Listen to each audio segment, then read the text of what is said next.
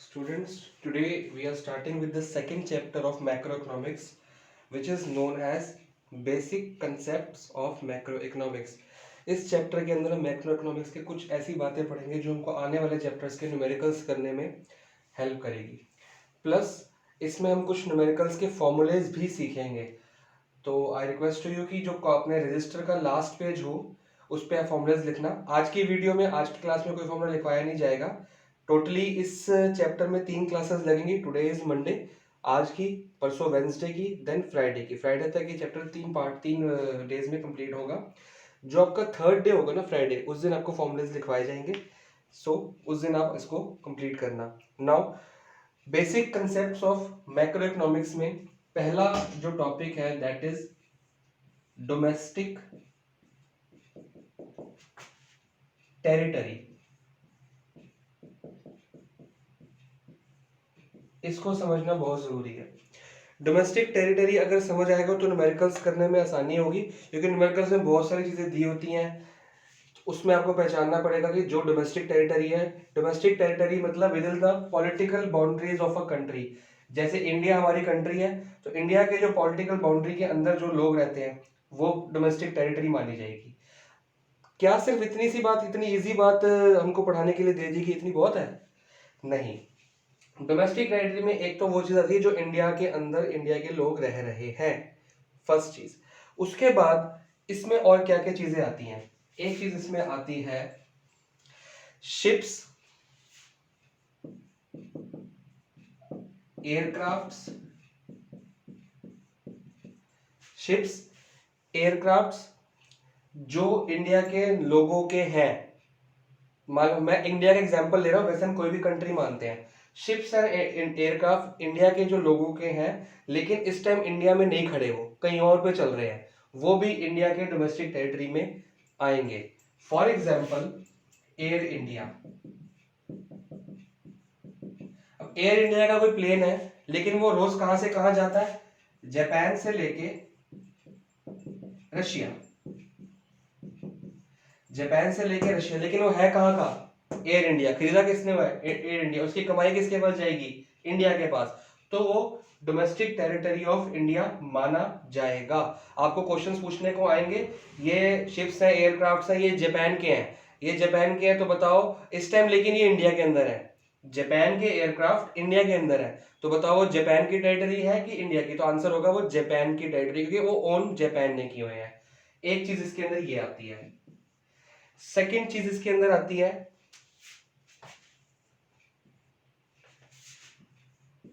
Fishing vessels.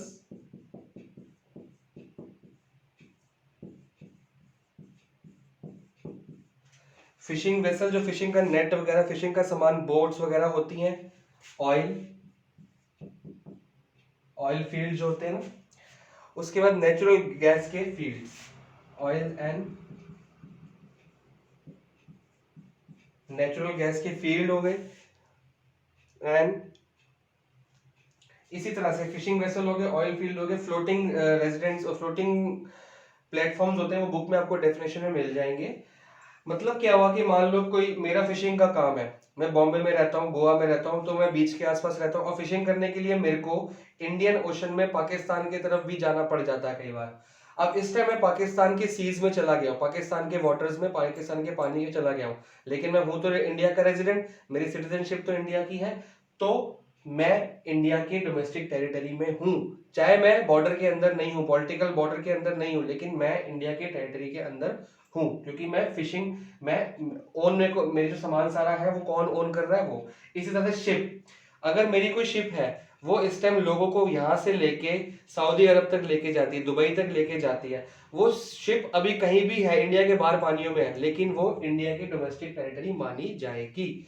इसके अंदर तीसरी चीज आती है एम्बेसी, जो सबसे ज्यादा इंपॉर्टेंट है और जो सबसे ज्यादा कंफ्यूजिंग है। एम्बेसी, एम्बेसी के जो लोग होते हैं एंड मिलिट्री के लोग।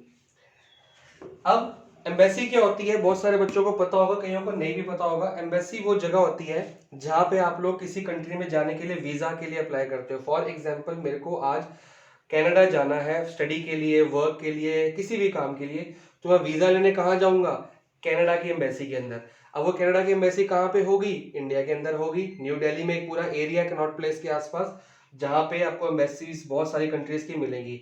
इवन इफ आपने किसी भी country, Pakistan, Saudi Arabia, Afghanistan, London, south Africa, north में अपना यूएस से कहीं भी जाना है आपने, तो आपको उस एम्बेसी के वहां जाके वीजा अप्लाई करना पड़ेगा। तो अब वो एम्बेसी में जो लोग होंगे, मान लो मैं कनाडा की एम्बेसी में जाता हूँ, न्यू दिल्ली के अंदर जो है, इंडिया के अंदर न्यू दिल्ली के अंदर कनाडा की एम्बेसी है।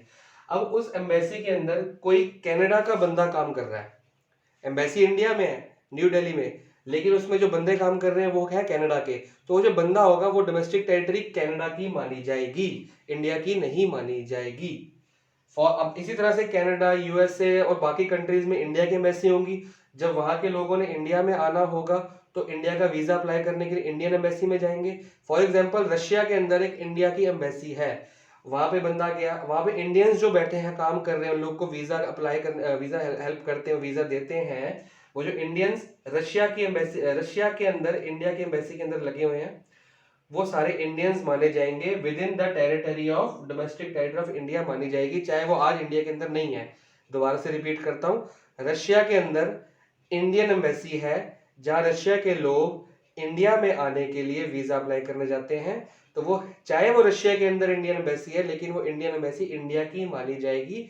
डोमेस्टिक टेरिटरी में ये सब चीजें इंक्लूड होती हैं।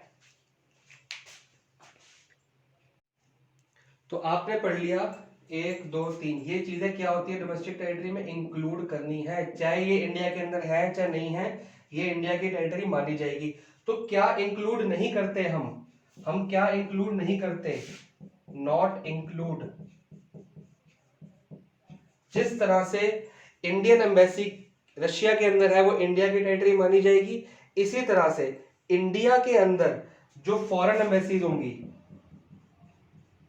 किसी भी कंट्री की एम्बेसी होगी, एंड मिलिट्री के लोग अगर इंडिया के अंदर होंगे उस टाइम पे किसी भी कंट्री के, वो इंडिया की टेरिटरी नहीं मानी जाएगी, वो उसी कंट्री की मानी जाएगी जहां के वो है। फॉर एग्जांपल इंडिया के अंदर अगर पाकिस्तान की एम्बेसी है तो वो पाकिस्तान की मानी जाएगी, इंडिया की नहीं मानी जाएगी। Number 2, WHO World Health Organization, आजकल कोरोना वायरस के चक्कर में इसका नाम बहुत फेमस है, यूएनओ। ये किसी भी कंट्री के नहीं होते। यूएनओ का डिपार्टमेंट दिल्ली में, ऑर्गेनाइजेशन इंडिया के अंदर भी है, अमेरिका के अंदर भी बहुत जगह पे इसके ब्रांचेस हैं, डब्ल्यूएचओ के भी होंगे। ये बहुत सारी कंट्रीज में इनके ब्रांचेस और डिपार्टमेंट्स होते हैं, पर ये किसी भी कंट्री के नहीं माने जाएंगे, किसी भी कंट्री की डोमेस्टिक टेरिटरी में नहीं आते। तीसरा, अब जैसे हमने पढ़ा था कि एयर इंडिया या फिशिंग वेसल्स या एम्बेसी इंडिया की है, किसी और कंट्री में स्टैब्लिश्ड है, तो वो इंडिया की मानी जाएगी। लेकिन कोई प्राइवेट कंपनी है, प्राइवेट कंपनी या बिजनेस, अगर इंडिया का बंदा उसका मालिक है, फॉर एग्जांपल अंबानीज इंडिया के लोग हैं, अंबानी की जो कंपनी या बिजनेस लंदन में लगा है, तो वो लंदन का माना जाएगा, इंडिया का नहीं माना जाएगा। थोड़ा सा यहाँ पे क्लियर करना, शिप्स, एयरक्राफ्ट या गवर्नमेंट की कोई भी चीज होती है, मिलिट्री की कोई चीज होती है, एम्बेसी कोई चीज होती है, इंडिया अगर उसको ओन करता है, वो चाहे वर्ल्ड में कहीं भी हो, वो इंडिया की डोमेस्टिक टेरिटरी मानी जाएगी। लेकिन मैंने गवर्नमेंट की चीजें बोली, लेकिन प्राइवेट कोई भी कंपनी जिससे बिजनेस की से प्रॉफिट होता है या बिजनेस डिपार्टमेंट कोई भी होगा, अगर वो इंडिया के मालिक का है लेकिन है वो लंदन में या कनाडा में, तो वो वहां की डोमेस्टिक टेरिटरी मानी जाएगी, इंडिया की नहीं मानी जाएगी। ये तीन चीजें does not include in domestic territory, ये तीन चीजें ऊपर वाली इंक्लूड होती हैं। इसको और क्लियर करने के लिए मैं आपको बुक्स में से पढ़ाता हूं। अब यहाँ पे टेस्ट योर सेल्फ में कुछ एग्जाम्पल्स है, which of the following are covered under the domestic territory of India, कौन से डोमेस्टिक टेरिटरी में आते हैं, ऐसे ही क्वेश्चन आएंगे आपको। सबसे पहली बात, an Indian company in London. अब मैंने अभी क्या बताया था कि बिजनेस कोई भी हो, कंपनी कोई भी हो, प्राइवेट हो, वो किसी भी कंट्री में होगी तो उसी कंट्री की मानी जाएगी, हमारी कंट्री की नहीं मानी जाएगी। इंडियन कंपनी इन लंदन किसकी टेरिटरी? लंदन की। तो क्या ये इंक्लूड होगी? ये क्वेश्चन है हमारा इंडिया, क्वेश्चन क्या है? इंडिया, तो इंडिया में इंक्लूड होगी, आंसर है नो। ठीक है जी, ये कहाँ की इंक्लूड हो जाएगी? लंदन। क्लियर हो रहा है? दूसरा है Microsoft office in India. Microsoft एक अमेरिकन कंपनी है, अगर वो इंडिया में उसने ऑफिस खोला तो ये भी बिजनेस, प्राइवेट बिजनेस हो गया, तो वो यस होगा, क्योंकि बिजनेस जिस कंट्री में है उसी कंट्री का माना जाएगा, इंडिया माना जाएगा। तीसरा है company in India. Company India में है, ओन्ड बाय जैपनीज, जैपनीज के एक बंदे ने इंडिया में कंपनी खोली हुई है, तो यस, इसका आंसर भी यस है, क्योंकि इंडिया में खोली हुई है, प्राइवेट कंपनी है। Office of Reliance industries in New York. Reliance industries सबको पता है अनिल अंबानी की कंट्री है, वो एक इंडियन है, लेकिन ऑफिस कहाँ पे है अभी, न्यूयॉर्क में, तो वो न्यूयॉर्क का माना जाएगा, इंडिया का नहीं माना जाएगा, क्योंकि प्राइवेट कंपनी जहाँ पे खुलनी है। ये सारे चारों पार्ट्स एक जैसे हैं। उसके बाद लेकिन अब पांचवा क्या है, branch of foreign bank in India. अब बैंक क्या होता है, बैंक तो गवर्नमेंट का होता है ना, ब्रांच ऑफ फॉरेन बैंक, लेकिन ये फॉरेन बैंक है, कोई प्राइवेट बैंक भी हो सकता है। Branch of foreign bank in India, India में बैंक है तो इंडिया का माना जाएगा।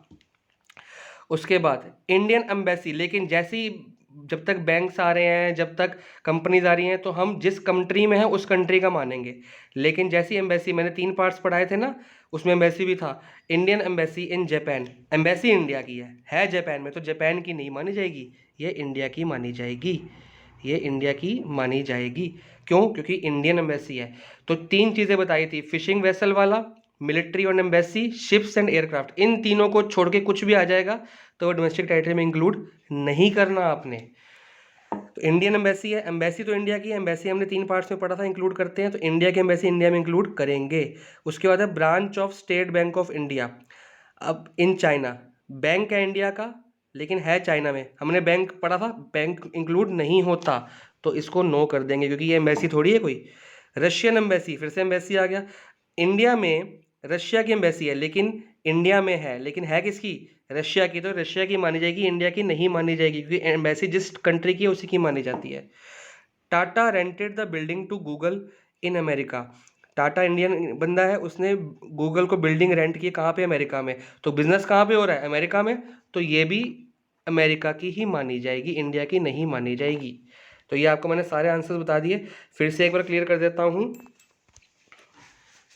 कहता हूँ मैं, सिर्फ ये 3 चीजें, 1, 2 और 3, ये जिस भी कंट्री ने ओन करी है, अगर इंडिया ने ओन करी है, पूरे वर्ल्ड में कहीं भी हो तो इंडिया की मानी जाएंगी।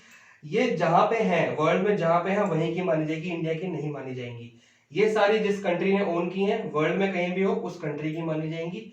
ये जहां पे लोकेट है वहीं मानी जाएंगी। इसमें चौथी चीज आपको और क्लियर करने के लिए बैंक्स भी कर देता हूँ, क्योंकि बैंक्स में बच्चे बहुत कंफ्यूज होते हैं कि बैंक्स भी इंक्लूड नहीं करने, सिर्फ ये 3 चीजों के अलावा कुछ भी इंक्लूड नहीं करना। First topic complete.